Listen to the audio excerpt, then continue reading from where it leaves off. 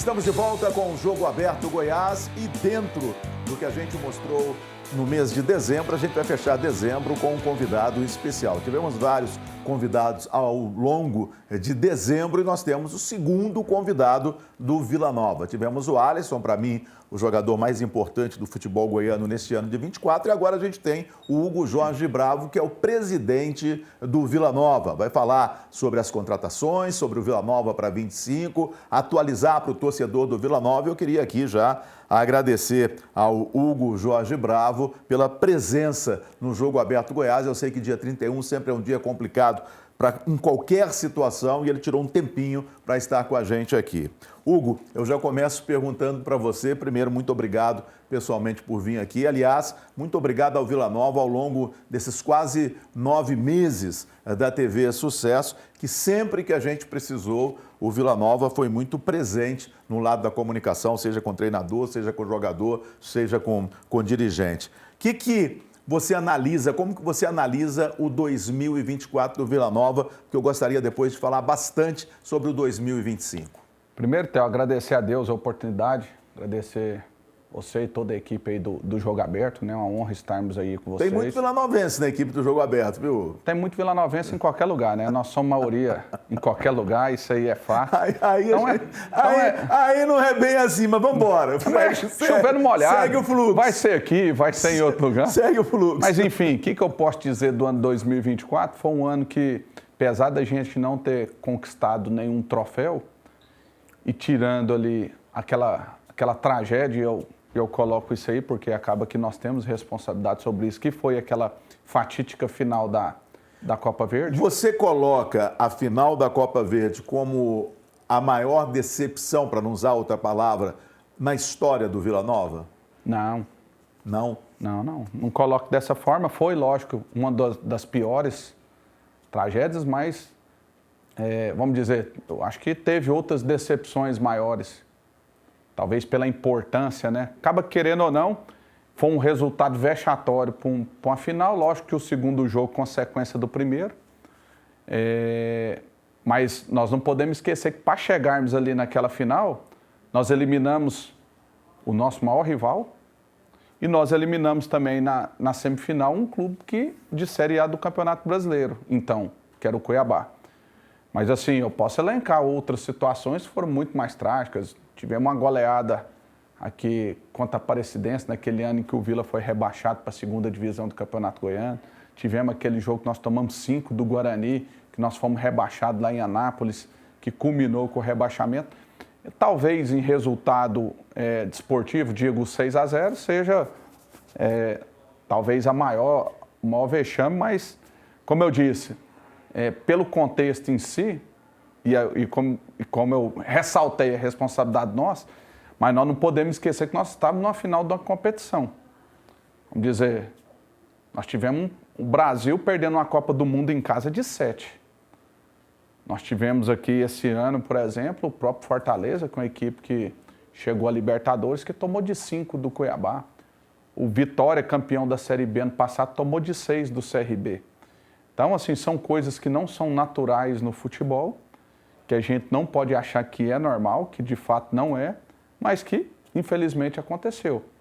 Nós chegamos à final da Copa Verde, chegamos à final do Campeonato Goiano, nós garantimos a nossa vaga à Copa do Brasil e nós fizemos um Campeonato Brasileiro de Série B que, se não fosse perdermos mais uma vez aquela força ali na reta final, e aí decorrentes de lesões, suspensões, nós fizemos um campeonato onde a maior parte dele a gente esteve dentro do G4. Então, desportivamente, eu não posso falar que foi uma tragédia. 2 finais, primeira parte da tabela da Série B, com orçamento bem limitado, e nós tivemos um ano onde nós tivemos a inauguração do nosso complexo no CT, que, para mim, vale mais do que qualquer título. Lógico que eu trocaria um acesso à Série A por isso, mas tem a sua importância e para nós é um legado que a nossa gestão vai deixar. Esse, para você, nesse momento, agora, é o maior legado da sua gestão? Com certeza. A parte estrutural do Vila Nova? Com certeza. Associado a resultados desportivos, acaba querendo ou não, a nossa gestão equiparou o maior título da história do clube, nós também fomos campeões. A gente está vendo aí algumas imagens da nova concentração, o novo CT do Vila Nova, né? Isso. Então, assim, um espaço que permite aí, né, a treinabilidade em altíssimo nível, né? Equipamentos também de última geração, não só as instalações, mas em equipamentos também. Academia de primeira grandeza. Então, a gente fica muito orgulhoso porque não adianta. Hoje nós somos um clube organizado, estruturado e que está em franco crescimento. Posso dizer tranquilamente que a cada ano nós estamos numa condição melhor do que o ano anterior. E a palavra que define o ano de 2025 é um ano de muita expectativa, com pés no chão. Somos um clube que se preocupa com a austeridade. Há ainda vamos dizer assim, aquele derrame de dinheiro, as consequências do dinheiro da Liga. Nós não embarcamos nesse inflacionamento do mercado, lógico que isso respinga em nós, mas nós com muito pezinho no chão. E mantendo esse nível de crescimento, nós vamos atingir o lugar ao sol. Bom, Hugo, você falou sobre 2025, vamos falar então sobre 2025. Vocês abriram mão de 10%, né, que seria a mais de receber da Liga, né? Vocês só venderam 10% dos direitos econômicos durante X anos para a Liga e vocês não venderam 20%. Esses 10% foi mais ou menos o que vocês bancaram. Isso. A construção do CT, investiram agora em 2024 e para 2025. Porque até agora não vi ninguém falar, olha, a Série B vai estar em tal televisão, cada time vai receber X. E eu acredito que a negociação da Liga vai ser igual foi na Série A. Como é que está essa história? Como é que está o orçamento do Vila Nova para o próximo ano? Ontem eu até vi você na entrevista coletiva, na apresentação do treinador, dizendo assim que você seria, o Vila Nova teria uma irresponsabilidade controlada. O que é isso? Isso é dizer que se nós formos basear no que nós temos hoje, a gente não poderia nem contratar, porque como o senhor muito bem disse aí, até agora nós não sabemos nem quanto nós vamos ter. E em que pé que está isso? O que a Liga fala sobre a Série B? A Liga está em processo de negociação, avançado inclusive. Estava ali fechando os últimos contratos ali de transmissão da Série A. Porém, nós temos uma garantia mínima que corresponde a basicamente o que a gente recebeu em 2024. Que dá mais ou menos 10 milhões de reais. 10 milhões de reais, aí você tira 10% de imposto, no nosso caso 10% a gente destina à Justiça do Trabalho e a partir desse ano 10% a menos, que é a venda dos direitos de transmissão durante 50 anos. Correto. Que isso que o senhor bem disse, nós optamos por vender só os 10% porque a gente entendia que os outros 10% ele não condizia ao que a gente acha que vale para os próximos 50 anos. Se nós fôssemos pensar só na nossa gestão, seria muito mais simples, né? A gente pegaria aí mais 17 milhões, que não garantiria um acesso, mesmo porque nós estamos prevendo um orçamento na casa aí de 25 a 30 milhões. E isso para 2025, você está prevendo 25 e 30? 25 a 30 milhões. Certo. Valores muito modestos se a gente for pensar em nível de Série B. Mas com a estrutura, a organização, contamos muito com o apoio do torcedor, o engajamento do torcedor, a gente conseguiu esticar essa corda.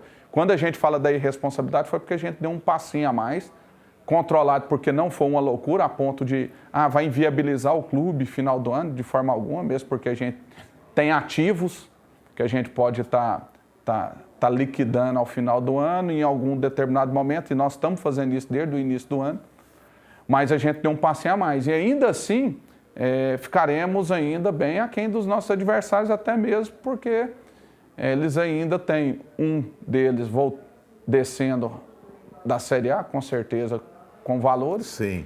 Pegou ali a casa de, também, no caso, o Atlético, vendeu só 10%. O Atlético ficou só em 10%. O Goiás vendeu 20%. Vendeu 20%. Então, para o Goiás ainda vai entrar um bom dinheiro agora. O Goiás entra, acho que na casa aí de 60 milhões, né? 60 milhões. Então, ou seja, mas se nós falávamos que a diferença era grande que existia entre os clubes, né? Principalmente quando se sobe, se você pensar nos próximos 50 anos, a diferença já era grande. Sim. Quase todos os clubes optaram pelos 10%. Aí você pensar que nos 50 anos você teria ainda 10% certo. a menos do que todos esses clubes. Então, por exemplo, o Atlético vendeu os seus 10% na casa ali de 45, 50 milhões. O Goiás eu acho que chegou a quase 70. E o Vila estava na casa dos 17. Aí se pergunta, por que da diferença desses valores? Porque foi feito vamos dizer assim, uma tabulação objetiva correspondente aos resultados dos últimos 20 anos de performance em Série A e Série B. E isso resultou a essa grande diferença. Certo. Em relação ao passado. Mas hoje nós estamos aqui para construir uma nova história, que é o que importa para nós.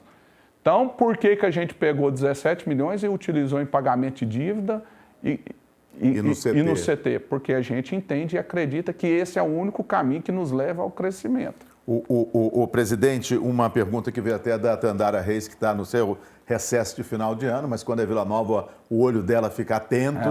Né? Eu estou falando para você, é a maioria. Não, é assim, a maioria. eu não sei. Ela fica atenta, ela falou assim, pergunta para ele que ele nunca fala. A folha do Vila Nova para o ano que vem vai girar em torno de 500? Não, mais do que isso hoje. Mais? Não, futebol virou uma loucura. Futebol virou loucura. Por exemplo, estava saindo agora, estava tendo ali o jogo treino do nosso Sub-20 com o Goiânia, a folha do Goiânia é quase 300 mil reais. Mas o diretor de futebol falou aqui que eram 170. Ele falou pessoalmente para mim. Então aqui ele conversou fiado. Entendeu? O Marcelo, não, na verdade, Marcelo Segurado, que é amigo meu, hein? Desculpa, o Alexandre, que é certo. O presidente, falou que estaria, vou ser bem exato no que ele falou, em 290 mil. Então hoje, por exemplo, a folha nossa que nós terminamos a Série B de 2024, ela foi uma folha de 1 milhão e 100 mil reais. 1 milhão e 100. E estava ali com certeza entre as 3 menores da Série B. Nós começamos o Campeonato Goiano de 2024 com a folha de 700 e finalizamos o ano com a folha de 1.100. E vocês devem começar mais ou menos com 700, 800? Não, nós vamos começar esse ano aí com a folha de 1.200. 1.200. 1.200. E ela, eu falo para você que provavelmente ela vai ser metade para menos da metade do que os nossos rivais goianos. Se o Goiás vai pegar 60 milhões e já pegou um bom dinheiro, pegou uns 80, 90 milhões, e me desculpe o termo, mas jogou no lixo, porque fez um time horrível no Campeonato Goiano, depois fez um time horrível para o restante da temporada, jogou no lixo porque não chegou em objetivo nenhum. Aliás, a gente vai para o break agora e já eu quero falar sobre as contratações do Vila Nova e quero falar sobre SAF também. Estou achando que vocês estão vendo pequeno Vila Nova por esses valores que vocês estão falando de SAF, mas já a gente conversa, que a gente vai agora para um rápido intervalo, já a gente continua o papo aqui com Hugo Jorge Bravo, o presidente do Vila Nova.